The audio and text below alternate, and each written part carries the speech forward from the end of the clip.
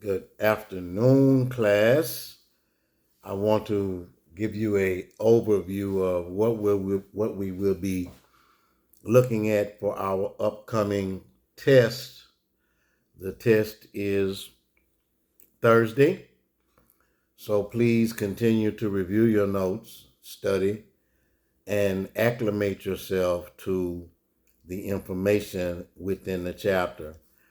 I'm going to run over some things. I'm going to give you the remaining information that I wanted you to have from uh, chapter 19, as we've talked in abundance about uh, different philosophical thinkers within the Enlightenment, within the scientific revolution. So please pay attention, as this will just be an audio recording of the aforementioned information. Uh, so bear with me. So I wanted to talk a little bit, guys, about enlightened absolutism, and I wanted to give you three critical figures that you're going to need to know, in addition to what you already have from previous lectures. Now, enlightened absolutism is the theory which asserted that, hey, we can still possibly have a king as a ruler without the metaphorical or allegorical concepts of a divine right of kings, the great chain of being, where God has chosen a king to be a ruler and have absolute and total power. We know that they began to move away and began to look at rational ways and ways to apply rationality within their society. So these absolute monarchs, or these enlightened monarchs, enlightened absolutism is the term. I want to give you three figures that are very relevant to this information. So the first person is King Frederick II. He lived in 1740 to 1786, and he's known as Frederick the Great. So what Frederick did as he moved away to with the vibes in the air from John Locke, when he wrote the Second Treatise of Government, when he talked about what is the role of a government and how should a government perform, what should a government's function be, and how government should work to serve the best interests of its citizens. And if the government is not doing such, that the people have a right to revolt. So Frederick II authorized several things, and I want you to make note of them because you will be asked.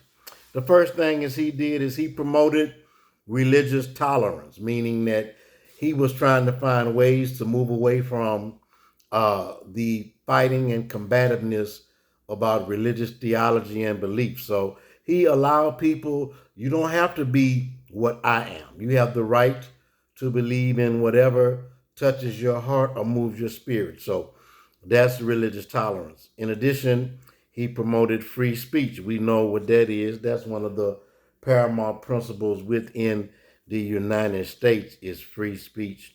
But also he worked diligently to improve the educational system.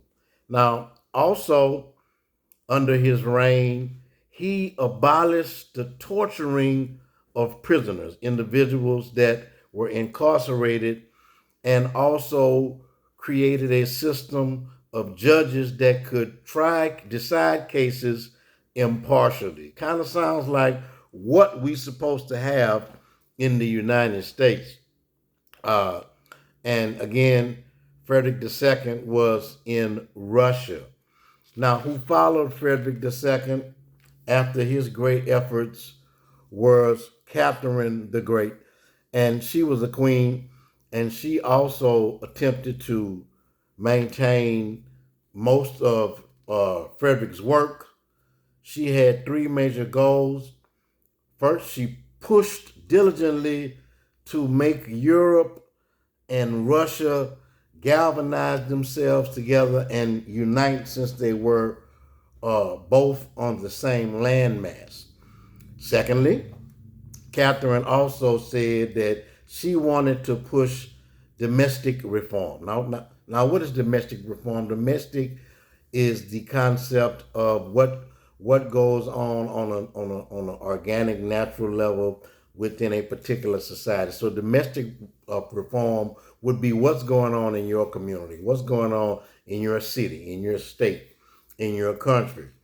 And also, like Frederick, she restricted the practice of torturing criminals, promoted limited religious tolerance, but she also helped to push for the concept of a state and local government.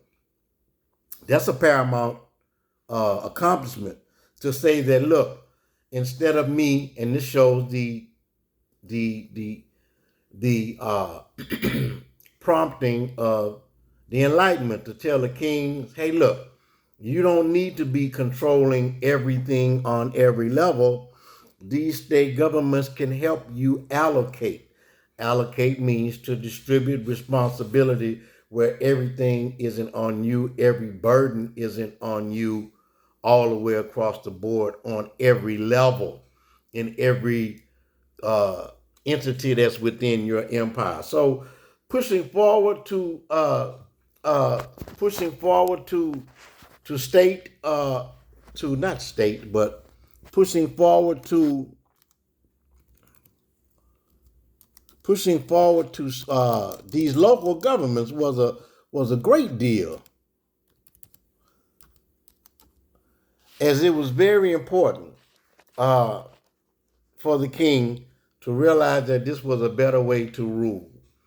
Okay, the creation of local governments, and you had Peter the Great, who was the great leader of Russia and Moscow, and he has a city named after him, St. Petersburg, and he did a abundance of things to modernize Russia and help them move toward being a civilized society. Very, very important. Very important. Moving forward in the text, I want you to look at in the 18th century in Judaism. If you're following in the text, it's on page 491, I think, in my older text. But you have the concept of Haskalah, and Haskalah emerged in the European Jewish community, and it was by Moses Mendelssohn. Mendelssohn promoted the Enlightenment theories within the Jewish religion. He was an advocate for freedom and civil rights for European Jews. That's important. I would definitely ask you that.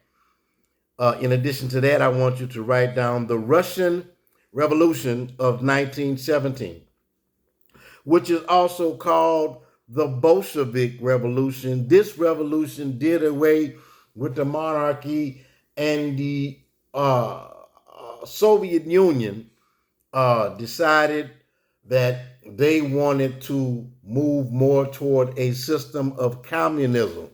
Communism theoretically is not that bad of a thing.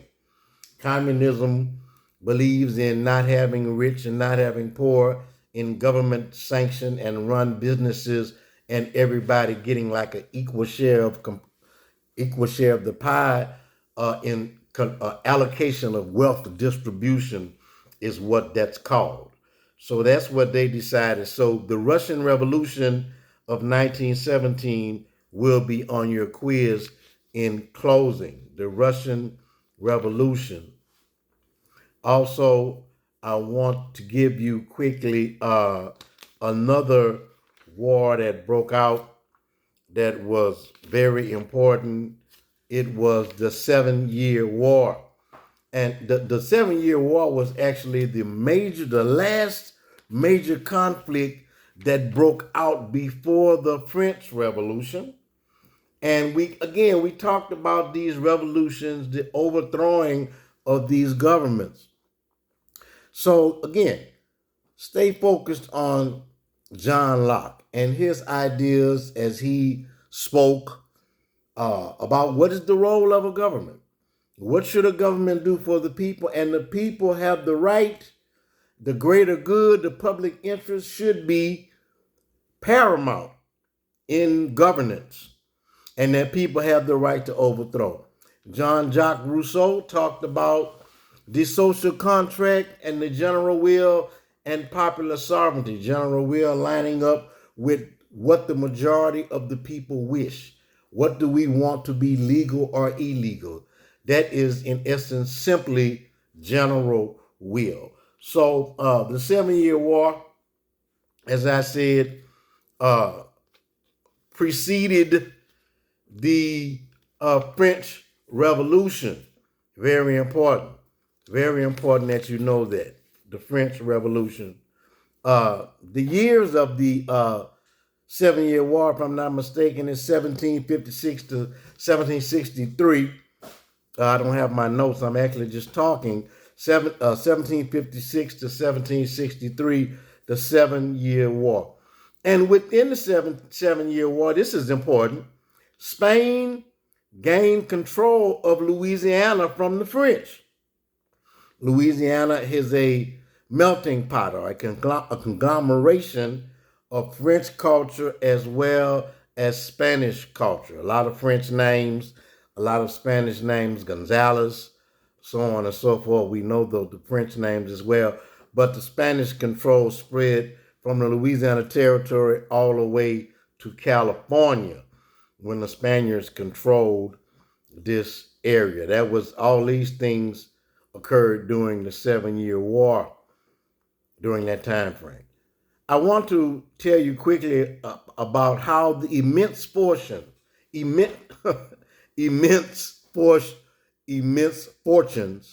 of the European, the Anglo-Saxon, how he laced his pockets with slave-based plantation agriculture. Very long term, but it's very simple that he controlled or had his workers. They were enslaved individuals. They were not working for pay. They didn't have any rights. So you making 1,000% profit. This is how these merchants and these immense fortunes came about in throughout Europe. Very important. I want you to write down this term as well. I would definitely ask you this. On the back end of that, the consumer revolution. These are simplistic terms that you should basically know. The consumer revolution is the major demand and consumption for finished goods from colonies. Sugar, tea, coffee, chocolate, tobacco, rare foods that were not within Europe. There was a boom for luxury items that were coming from these colonies that were being sold. We talked about John Adam Smith and an economy and how that works with supply and demand. So if there is a call for these things, you can make money. I want you to be cognizant of that. If there was a call for these things, you could be making money. Lastly, I want to interject with the concept of Creole.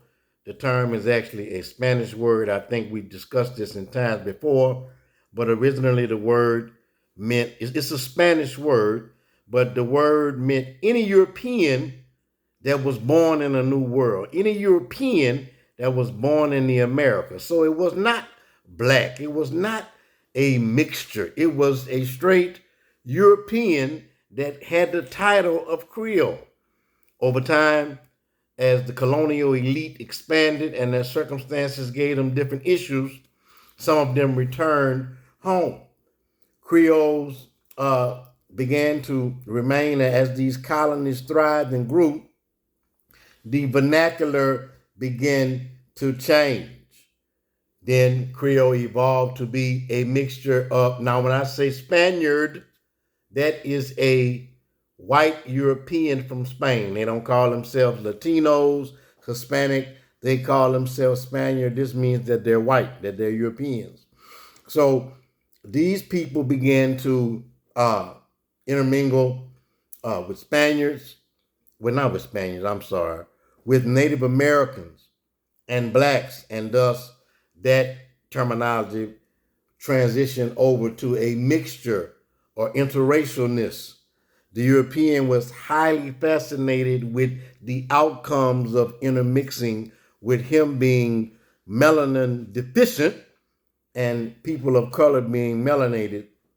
So it was a major undertaking. Lastly, those of African descent were particularly enslaved, being mixed with French. This is the dominating idea that resonates in Louisiana today. The Creole culture, the light-skinned black person, the mulatto, and there's other terms: octoroon, quadroon, mulatto, which quad is 4, octoroon is 8, mulatto is half. 1/8 black, 1/4 black, or half black. You had a specific title, but all of them were still Creole. In addition to this, you had Indians and African mixing. But then after all these interracial miscegenation occurred, the European began to make laws that said it was illegal for any white person, they called them the purity of blood laws, for any white person to marry someone other than an Anglo-Saxon, someone other than that was white. So over time, where there existed in number mestizos who were Indians and free people of color, they established their own communities, mestizos, black and Indian, and free people of color created their own infrastructure, their own family connections as they moved away from the white man. And so the Creoles, the ones that we know, that were in Louisiana, lastly, and this is closing, they had the concept of passe blanc. Passe blanc is a French term that means to pass for white. So a lot of the mulattoes, the Creoles, attempted to pass for white people. And they had a practice of being involved in incestual relationships, which means to be sexually involved with a family member to keep the color, to keep this this bloodline intact, where they would remain with light skin and straight hair. And there is a racial legacy of this in South Louisiana. So that, in essence, is the close of 19. We have a test Thursday. Please go back and study all those individuals that I have given you: Francis Bacon, Voltaire, John Locke, Adam Smith, Jean-Jacques Rousseau, Immanuel Kant, all those individuals, Pierre Bell, Tycho Brahe, Spinoza, Sensationalism, the books that John Locke wrote, Empiricism, William Harvey, Robert Boyle, Johann Kepler, Tycho Brahe, the Copernican hypothesis, the Aristotelian universe or hypothesis. Learn those things and Francisco Hernandez. Learn these things and understand and be able to elaborate, and hopefully you all will do well. It was my attempt to do this in about 20 minutes. I think I've accomplished that. Hopefully you do well. I will definitely see you guys Thursday, and tomorrow, Wednesday, for my Wednesday class, we will be meeting as well to kind of wrap up some of what I just said today. Have a great evening. And remember, life is a series of choices. Every choice has an outcome, good or bad, based on your options. Choose wisely today and move forward. Peace.